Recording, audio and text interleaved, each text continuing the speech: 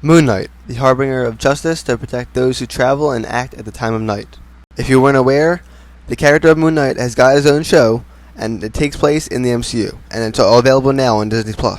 But since this Crescent Crusader has been solely stuck to the comics, and now he's getting his own show, not everyone knows about him.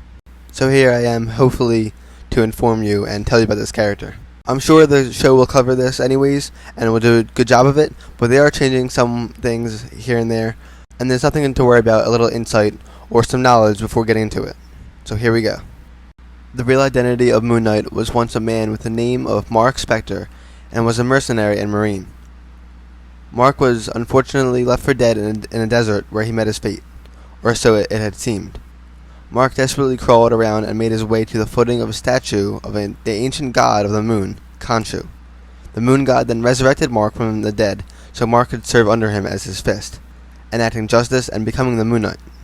Marc eventually does so, and in hopes of redeeming himself from all the blood on his hands from being a marine and mercenary, and etc. And now he can protect and avenge the innocent. Keep in mind what I'm about to say, because we'll get more into it, but Marc Spector is also insane, and he sees hallucinations as well as having dissociative personality disorder. He played the moon god Khonshu off as one of them hallucinations, but it does turn out eventually that the god does exist. Now that Marc has donned the hooded costume, he acts as Khonshu's fist, as Moon Knight.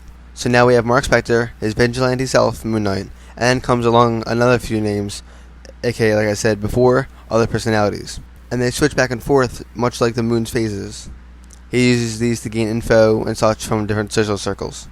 The first being Stephen Grant, a higher-up billionaire and businessman that obviously means official business, and he probably doesn't pay taxes. A taxi driver named Jake Lockley that roams the streets and hears the daily news through whispered words and things that occur here and there in the city.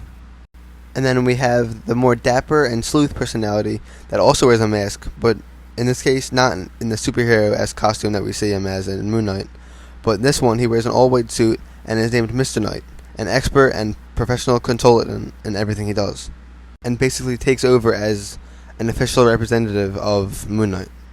The god Khonshu does indeed exist, and did choose Marc as his knight, but even with that fact, Marc's mental illness gets the better of him at times, as we see him having conversations with Khonshu, and even seeing him in person as a physical form, but they are hallucinations and they're not the actual god. Because of this, Marc sometimes questions if the god and his resurrection is even real, and if it's all in his head, since he does struggle with his mind and his mental illness. This character is not like many other big-name superheroes, since Moon Knight is merciless and doesn't hold back. The Knight is brutal and is not afraid to spill blood, and he's even said himself that he wears white to stand out and to make people aware of his presence. And this Knight not only has powers, but also has some paraphernalia as well. Moon Knight is an expert in combat and marksmanship, and has enhanced strength and speed, and of course was brought back from the dead. This has happened more than once in comics as well. Here and there, Moon Knight's attributes would be increased depending on the phase of the moon to give him even more power than he already has. Some iterations of Moon Knight even have things like power absorption and even necromancy at some point. With all this under his belt, he also has experience from before his death and resurrection, from when he was a marine and mercenary. So he would know how to fly a plane and helicopters, and he would know multiple languages and mastering all types of weapons and etc.